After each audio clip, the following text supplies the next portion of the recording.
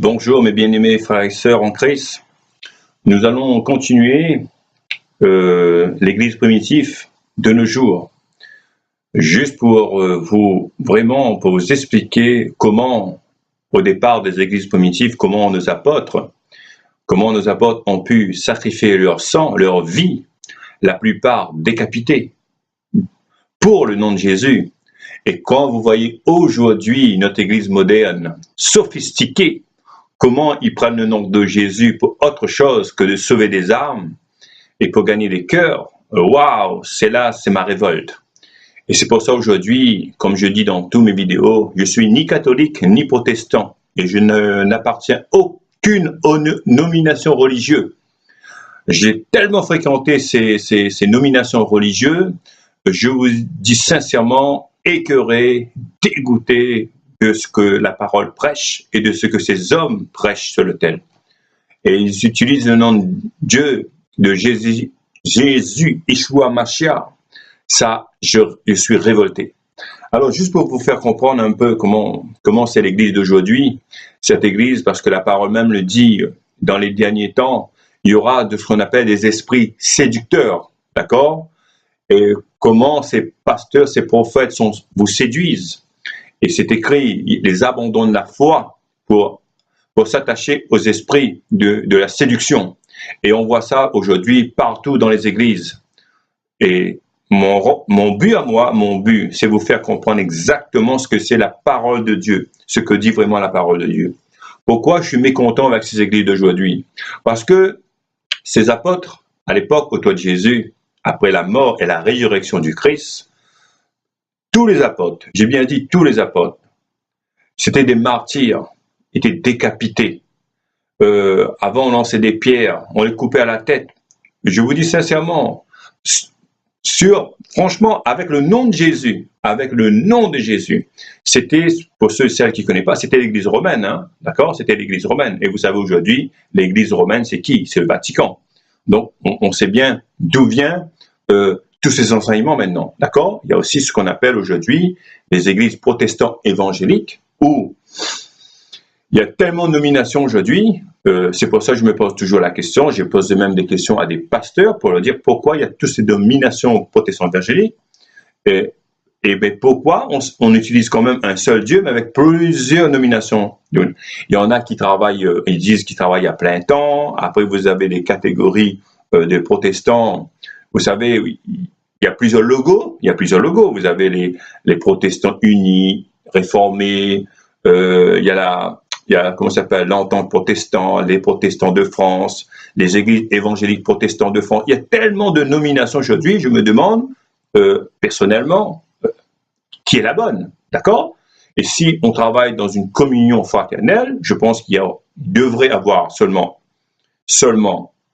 un groupe religieux qui représente le Christ, c'est tout. Et aujourd'hui, tout le monde veut faire le petit manège. Alors moi, je vous dis sincèrement, j'ai visité pas mal d'églises à l'île de la Réunion, surtout. Moi, je vous dis franchement, comment ça fonctionne des églises protestantes, parce que bon, les catholiques, on sait comment ça commence et comment ça termine. Mais les églises protestantes, une séduction où vous attire avec ce qu'on appelle la chorale, avec de la bonne musique, de la louange, de l'adoration. Vous êtes émotionné, il y en a qui pleurent. Bah oui, l'émotion, il y a une musique un peu douce, avec des mots, avec des paroles, la mélodie. On pleure parce qu'on est emporté par les émotions. Et vous savez bien que les émotions, c'est pas la foi. Et c'est là où on commence à vous séduire. Et moi, ce que j'ai constaté dans les églises protestantes, évangéliques, quelle que soit la nomination, parce qu'il y en a beaucoup, hein, baptistes, pentecôtistes, après, il y a beaucoup de monde qui donne le nom de toutes sortes d'églises. Hein. Il y en a qui s'appellent Victorieuse, Colonne de Feu, Hosanna, qui s'est transformé en extravagance, le chemin de la croix, tout derrière Jésus. Il y a tellement, vous comprenez, et pourtant on utilise seulement un seul Jésus-Christ de Nazareth, Yeshua Mashiach, mais il y a tellement de noms aujourd'hui à l'île de la Réunion. Il y a aussi ce qu'on appelle mission, salut, guérison. Après vous avez les Adventistes, les Jéhovah, les Mormons, il y a de tout. Les chrétiens, il y a de tout. Ils se disent chrétiens, mais après il faut voir vraiment si c'est vraiment, ils sont avec la parole. Parce que n'oublions pas, à chaque fois que je côtoie un pasteur, moi je vous dis sincèrement, je suis quelqu'un, Pour moi, personnellement, je vais me baser sur Pierre à Corneille. Parce que Pierre, c'était la clé. Jésus lui a donné la clé. Cette pierre, je bâtirai mon église, je donnerai la clé. Pour moi, et à un moment donné, Corneille se prosternait devant Pierre, et Pierre lui a dit, lève-toi, je suis un homme comme toi. Donc, moi, aujourd'hui, si Pierre a eu le courage de dire, lève-toi, je suis un homme comme toi, à Corneille, alors vous vous demandez comment sont les pasteurs, les prophètes pour moi. D'accord? Ils sont un homme comme moi, comme vous, comme moi. Voilà. Il n'y a pas plus, il n'y a pas moins. Parce que dans la parole de Dieu même, Jésus ne donne pas la classification qui est meilleur, qui n'est pas meilleur. Mais par contre, aujourd'hui, beaucoup d'églises, on a constaté, ils sont en concurrence. Ils veulent être la meilleure église, meilleure chorale, meilleure prêche, meilleure école biblique, mon église est meilleure, toutes choses pendant ce temps-là. Les gens à côté, ils sont pas dans la parole, ils crèvent de faim, ils connaissent pas le chemin de la croix, ils connaissent pas Jésus, mais eux, entre eux, ils veulent ce qu'on appelle être le meilleur des meilleurs. Mais moi, je veux pas être le meilleur des meilleurs, parce que je suis un homme spirituel. Dans la parole, il dit bien, un homme spirituel juge de tout, mais il est lui-même jugé par personne. D'accord? Voilà la différence. Et moi, quand je juge ou je critique, je ne critique pas dans le vent, je ne critique pas dans l'air, je critique ce que j'ai vu de mes yeux parce que j'ai fréquenté cette église que je vous parle dans mes vidéos. Si je ne suis pas témoin de ces choses-là, je ne peux pas raconter n'importe quoi. C'est ça que j'essaye de faire comprendre. C'est pour ça que je vous dis, NC4, si un pasteur met des commentaires sur mes vidéos ou sur Facebook, moi je vous dis sincèrement, je réponds. Mais si ce que je dis, c'est pas vrai, qui met le commentaire, moi je vais les répondre. Moi, il n'y a pas de souci pour ça. La preuve, regarde mon visage, je suis derrière l'écran, j'ai pas honte, j'ai pas peur, et j'ai pas honte de l'évangile, j'ai pas honte de mon Jésus, Yeshua Mashiach, je prêche la parole de Dieu. Alors, c'est pour ça que je vous dis, dans les derniers temps, nous serons sous la séduction. Ce qui se passe aujourd'hui, on est sous la séduction. Les gens croient que telle église ou telle église est meilleure. Pour moi, la meilleure église, c'est l'église de Dieu. C'est Jésus, hein? C'est la parole.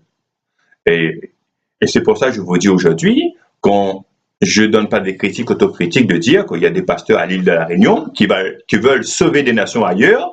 On a plus de 800 000 personnes ici à l'île de la Réunion, avec toutes les religions qu'il y a autour de nous, hein, Tamoul, c'est-à-dire les Malbars, les Malgaches, ils font des boucans malgaches, l'Afrique, c'est représenté aussi à l'île de la Réunion, l'islam, le bouddhisme, d'accord, ils vénèrent Bouddha. Après, vous avez toutes sortes de religions, hein. Il y a toutes sortes de religions dans l'île de la Réunion. Alors, je vous dis sincèrement, avant d'aller sauver les nations, il y a à l'île de la Réunion plus de 800 000 personnes à faire connaître Jésus. Vous comprenez?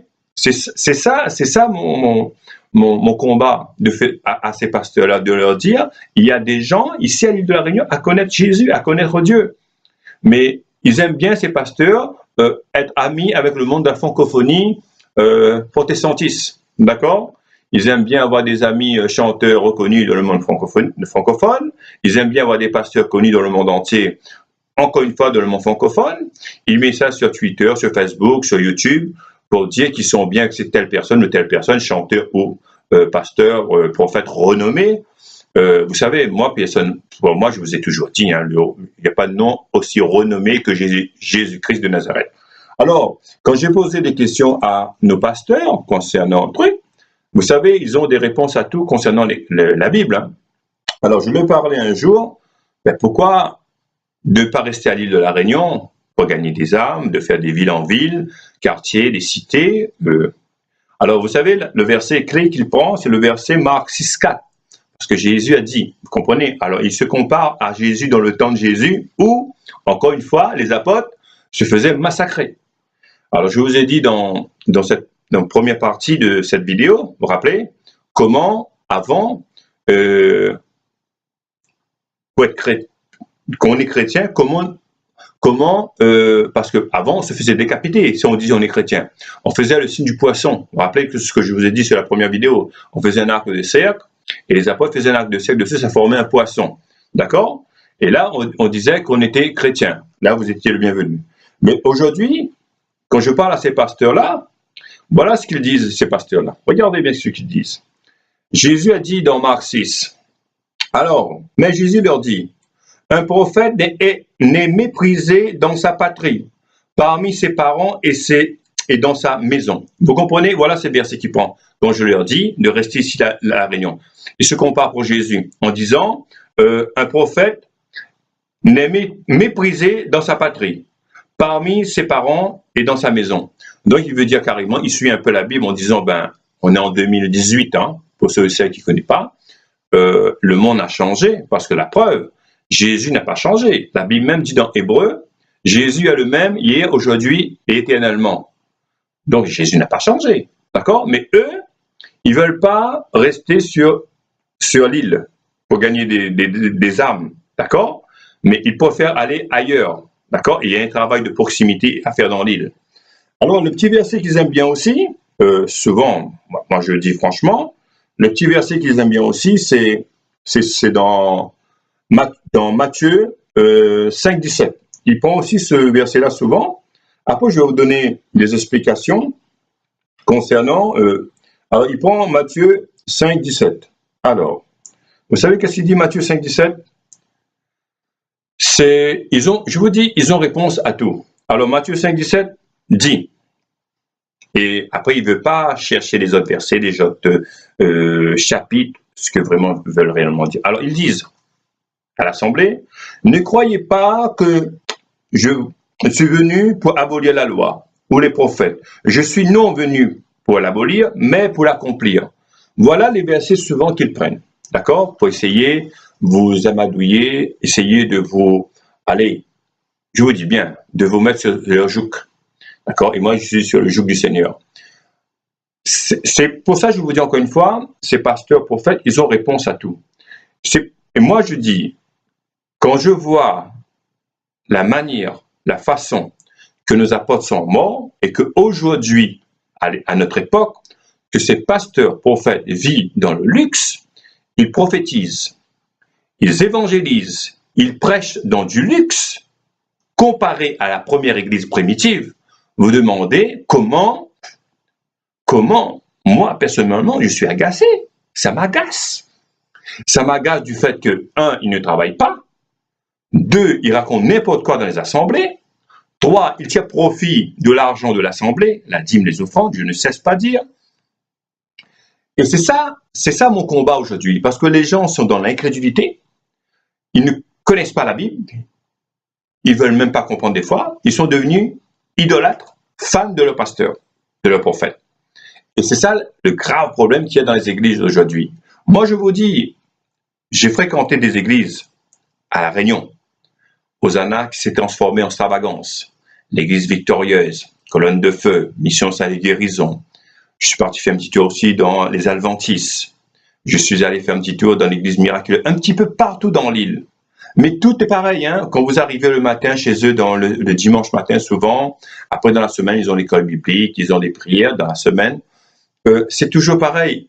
L'accueil est chaleureux, mes bien-aimés frères. Hein. Ils vous prennent dans vos bras, comme partout. Il vous dit bienvenue, tu es dans un bon endroit.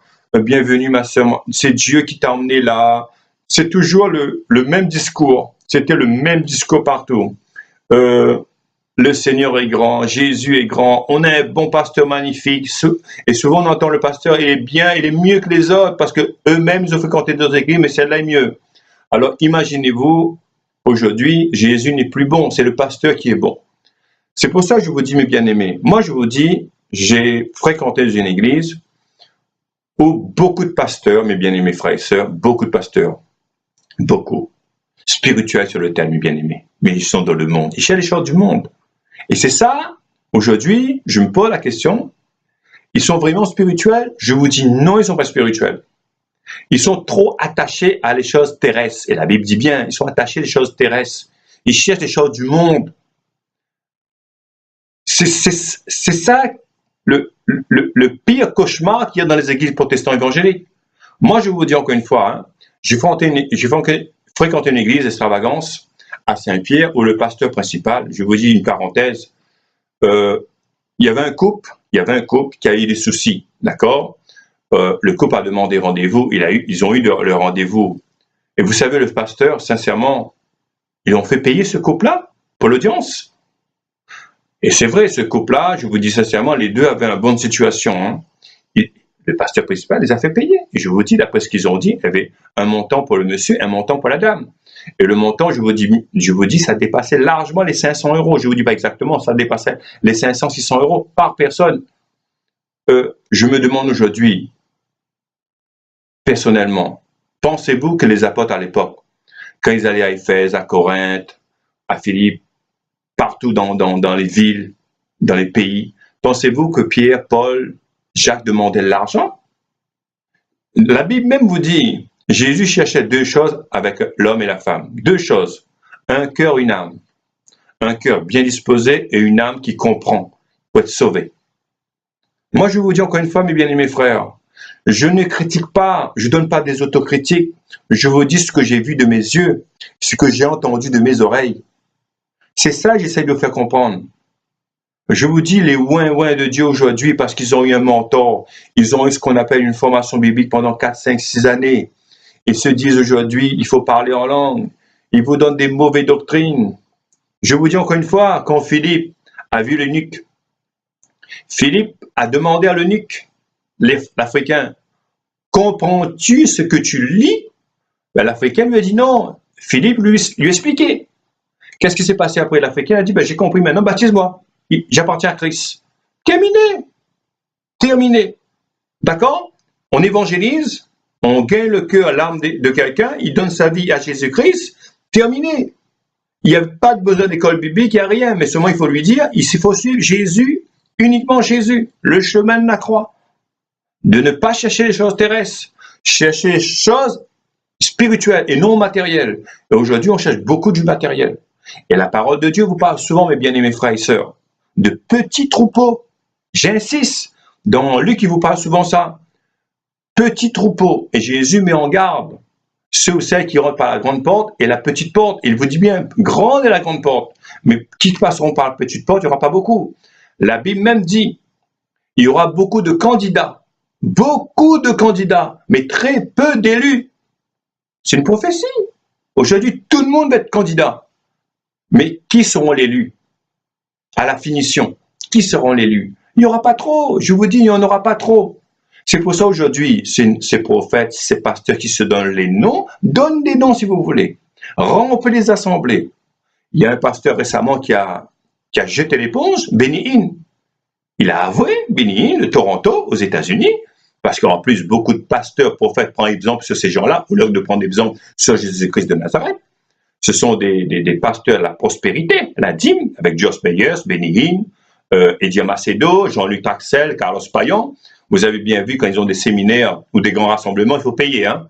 Et je vous dis bien, quand vous payez par couple 1200 € et les personnes célibataires ou seules 900 € pour un séminaire, je suis désolé, dans les apôtres, ne parlaient pas comme ça. Hein? Les apôtres, l'église primitive ne parlait pas comme ça, ne parlait pas du tout d'argent. Eux, quand ils prêchaient, ils évangélisaient, c'était dans la rue, dans les villages, dans les cités, sous les oliviers, un peu partout. Ils ne cherchaient pas des trucs sophistiqués comme maintenant, ils cherchent que des choses sophistiquées. Ils en mettent plein les poches. Voilà ce qu'ils veulent. Voilà ce qu'ils veulent. Ils vous disent, il faut payer l'enseignement, il faut payer l'école biblique. Et dans la parole de Dieu, tout est gratuit. Vous avez reçu gratuitement, donné gratuitement. C'est clair pour moi. Mais c'est pour ça que je vous dis encore une fois, Benny Hinn a jeté l'éponge. Il a avoué que ces prophéties c'était des mensonges. Ça venait de lui, mais ça venait pas de l'Esprit Saint. Il a avoué qu'il a naqué les gens, dépouillé les gens. Il a dit. Il y a même une petite vidéo sur Facebook. Va regarder Benny Hinn. Et beaucoup de monde lui a déjà dénoncé. Hein. C'est faux prophéties. Il y a des gens qui allaient mourir. Il a dit non, l'enfant va vivre. L'enfant est décédé. Il dépouillait les gens financièrement. Mais voilà, l'église protestante évangélique aujourd'hui, et c'est pourquoi les gens d'aujourd'hui ont peur des églises évangéliques. Ils ont peur, pourquoi? Parce que déjà, il y a maman, il y a l'argent. Et la Bible dit bien, on ne peut pas servir deux maîtres. On ne peut pas servir Dieu et maman. La maman, c'est l'argent, hein. C'est la prospérité. La preuve, je vous donne une preuve claire. Qui était le trésorier? C'est une prophétie, ça. Hein. Qui était le trésorier des 12 apôtres? Judas Iscariote. Il a vendu Jésus pour 30 pièces d'argent. Pour vous dire où ça l'argent même, le trésorier même était un voleur. Mais c'est pour ça que j'ai toujours dit, où il y a l'argent, il y a du vol. Alors c'est pour ça que je vous dis, mes bien-aimés, aujourd'hui, je vous dis encore une fois, mon but à moi, que vous trouvez une bonne église, mais une église où on ne prêche pas d'argent. On prêche l'amour, la joie, la paix. Comment gagner des âmes? Par l'amour, parler l'amour pour son prochain. Jésus dit bien, aimez-vous les uns les autres comme moi-même je vous ai aimé. Et surtout, que les prophètes, les pasteurs forment l'assemblée pour détruire les œuvres du diable. C'est bien ça, pour qu'ils puissent avoir l'onction, pour faire l'imposition des mains sur les gens, pour qu'ils puissent détruire les œuvres du diable. Parce qu'on est entouré de démons aujourd'hui. Même dans les églises, il y a des démons. Pour vous dire, même des fois sur l'autel de Dieu, il y a des démons. L'autel de Dieu, pas le vrai Dieu, hein, l'autel de Dieu créé par l'homme. Partout, regarde-moi sincèrement, j'ai la corne derrière moi et j'ai mon huile d'olive pure, pressée. D'accord? C'est l'onction qu'on met sur les gens pour guérir les malades. Et les malades sont guéris.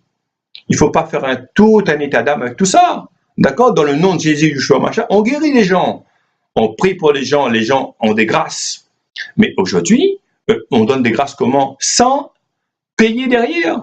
Regardez aujourd'hui les sites internet. Regardez enseigne-moi.com. Regardez enseigne-moi.com. Château, DNI, audiovisuel, costume, cravate. D'accord? Des meubles de luxe. Et ils évangélisent, ils prêchent sous un écran. Tranquille, cool. Moi, je suis dans ma maison, là, dans ma chambre. Je prêche dans ma chambre. D'accord? J'ai pas de vision d'acheter un château, j'ai pas de vision d'acheter un grand auditorium comme les Américains, parce que tout le monde copie sur les Américains aujourd'hui. Ils veulent même pas être guidés par Jésus-Christ de Nazareth. Ils veulent même pas être guidés par le Christ, par la Bible. Ils veulent être guidés par d'autres pasteurs. D'autres pasteurs avancent, ils veulent avancer pareil. Voilà ce qui se passe aujourd'hui dans les églises protestantes. C'est pour ça que je vous dis encore, mes bien-aimés, franchement, sincèrement, mes bien-aimés, c'est pas un critique, hein, j'essaie de vous comparer les églises primitives à l'église protestante évangélique de nos jours. Les catholiques, c'est pire. Les catholiques, leur Dieu, c'est le pape. Tout le monde le sait. Là-dedans, il y a l'Illuminati, il y a la franc-maçonnerie. Ça, tout le monde le sait. On n'a plus à travailler sur les catholiques parce qu'on sait, c'est démoniaque. La preuve, ils reçoivent n'importe qui dans leur église. Vous faites la religion tamoul, malgache, Bouddha, l'islam, tout le monde a le droit de rentrer. Ben oui, s'il dit les gens d'arrêter d'entrer les églises sont vides. La preuve. Vous avez bien des gens qui ne mangent pas de bœuf, qui ne mangent pas de cabri, qui ne mangent pas de porc, par rapport à la religion qui vient dans les églises catholiques. Hein. Alors si le curé lui-même sur l'autel, il dit, ben, mes bien-aimés frères, ceux qui ne mangent pas telle viande ou telle viande, qui sont encore dans ce qu'on appelle la religion des ancêtres, quittez l'église, mais leur église est vide. Tout le monde le sait. D'accord? C'est pour ça que je vous dis, mes bien-aimés frères, mes vidéos, ce ne sont pas des critiques, ce ne sont pas des autocritiques. Non. Mes vidéos, ce sont des choses que j'ai vues, que j'ai vécues. Voilà comment fonctionnent les églises protestantes. Ils vous prennent dans vos bras. Allô, mon frère, ma soeur, c'est dans l'assemblée. Hein, mais quand ils vous trouvent dans une grande surface, ils ne vous connaissent pas, ils vous donnent une poignée de main. Hein, c'est deux choses différentes. Ou bien, si vous quittez leur église pour aller dans d'autres églises parce qu'on sait que votre église n'est pas bon, il ne vous dit pas bonjour. Il fait comme s'il ne vous connaît pas, il vous ignore. Pourtant, Dieu est à mort. Et c'est pour ça que la parole de Dieu dit, comment peux-tu aimer Dieu et Jésus que tu ne vois pas, ton propre frère et sœur devant toi, tu parles même pas avec. Tu es en conflit avec. Et Dieu que tu n'as jamais vu, Jésus que tu n'as jamais vu, tu adores, tu aimes. La parole est comme ça, mes bien-aimés frères. C'est pour ça que je vous dis encore une fois, mes bien-aimés, cherchez les églises qui prêchent l'évangile. Ils prêchent l'évangile, Jésus-Christ crucifié. C'est ça le message que je vais vous faire passer. C'est ça le message puissant qu'il faut vous expliquer. Combien de pasteurs spirituels sur l'autel, je ne cesse pas dire. Ils cherchent les gens du monde. Ils cherchent les gens du monde. Jésus leur a dit, ne cherchez pas de richesse sur cette terre. Préparez-vous pour être avec moi dans le ciel. Et qui devrait donner cet exemple-là? Mais c'est nos pasteurs, nos prophètes s'autoproclamés sur l'autel derrière le pupitre. Moi, Johnny Payette, je ne geste pas les choses de ce monde. Je travaille, ma femme travaille, j'ai mon salaire, j'ai notre salaire, on voyage, on fait des actions à droite, à gauche, pour toujours les gens pauvres, orphelins, veuves et démunis. C'est une dîme qu'on ne parle jamais dans les églises. Hein. On parle d'autres dîmes, mais pas cette dîme-là. Ça, tout le monde le sait. D'accord? Mais Malachie 3, 10, tout le monde le sait, les protestants. Hein. Alors, vous comprenez? jamais de distribution. Ils font des actions. Vous savez, ça, c'est comme ça l'église protestante. Ils ont l'arbre de Noël pour les jeunes. Ils font ce qu'on appelle un petit crèche pour les jeunes, pour que les parents vont à l'église. Viens devant l'autel, donne ton cœur à Jésus. Tout ça, tout ça. Ça, on se connaît. Alors, ceux qui vivent dans le dimanche dans les églises, ils ne vivent pas pareil la semaine. Hein. C'est le jour et la nuit. Hein. Ils sont dans le paraître dans les églises, ils sont dans le paraître, mais hors de l'église, c'est pas la même personne. Hein. Et dites-vous bien, dans les églises, il y a du commérage, il y a tu l'as fait. Soi-disant, on dit on est en frères et sœurs, on raconte un peu nos petits problèmes. Oui, si on cherche Dieu parce qu'on a un petit problème de santé, ou quoi que ce soit. Mais vous allez voir, ça va propager dans les églises partout. Hein. Même des fois, le pasteur même raconte ta vie à tout le monde. Ah, cette personne était telle chose, aujourd'hui il est mieux, là. Mais lui-même, et après ça propage partout. C'est pour ça que je vous dis encore une fois, quand vous êtes dans une église, ne racontez pas n'importe qui votre histoire. Ne racontez pas n'importe qui votre problème. Ça va propager partout. Ils sont dans le paraître. C'est ça que je vous donne, j'essaie de faire comprendre. J'essaie de faire comprendre. Et Jésus a dit, simplement, tout simplement, tu lis ma parole, tu fais confiance à Jésus, tu donnes ton cœur, ton âme à Jésus, et Jésus fait le reste. Mais quand tu donnes ton cœur, ton âme à Jésus, n'essaie pas d'aller d'autres religions après, ça sert à rien. Ça sert à rien. Tu peux pas emmener double, triple religion. Tu suis uniquement Jésus-Christ, Yeshua Mashiach, tu le suis droit de gens, tu écoutes, tu essayes de faire le moins possible des péchés, la mensongerie, même de raconter n'importe quoi, même, comment dire, mensonge, même, comment vous expliquer, essayer d'arnaquer les autres, essayer d'être plus fort que les autres, toujours d'être en concurrence avec les autres. Mais Jésus n'aime pas ça. Vous comprenez? Il faut que vous ayez l'amour dans votre cœur. Vous avez compris un peu, bien-aimé? Je ne veux pas être long, mais je vous dis un petit peu comment c'est l'église primitive, comment est l'église protestante aujourd'hui. D'accord? Et l'église primitive, ils partageaient en communauté. Tout le monde partageait. Aujourd'hui, on ne partage pas aujourd'hui. Hein? Aujourd'hui, on vous dit, ramenez, vole pas Jésus, vole pas Dieu, emmène sur l'autel. Emmène sur l'autel, et je m'enrichis, et je m'enrichis. Voilà comment ça se passe, mes bien-aimés. Alors, ce que je vous dis, mes bien-aimés frères et sœurs, vous avez le libre choix sur la terre de chercher une belle église, une bonne église. Cherchez une église qu'on prêche l'évangile de Jésus-Christ crucifié. Voilà ce que je vais vous dire aujourd'hui. C'est pour ça qu'il y a une continuité entre l'église protestante et l'église primitive au départ. Mais aujourd'hui, on utilise Jésus, vous avez tout compris. Hein. Vous allez sur YouTube, vous allez voir, il y a le site internet, et à côté, vous avez une petite rue marquée don, ou quelque chose pour accompagner toujours l'argent au bout. Vous allez me dire, oui, l'argent, il faut de l'argent. Mais bien sûr, il faut de l'argent. Ben, allez gagner à la sueur de ton front. N'abusez pas sur les autres. D'accord? Voilà ce que j'avais à vous dire, mes bien-aimés. Sur ce, je vous dis, bonne continuation avec Jésus-Christ. Lisez la Bible, mes bien-aimés. Jésus vous éclaire. Jésus vous éclaire. Que le Dieu Tout-Puissant vous bénisse. Dans le Père, dans le Fils et le Saint-Esprit. Amen.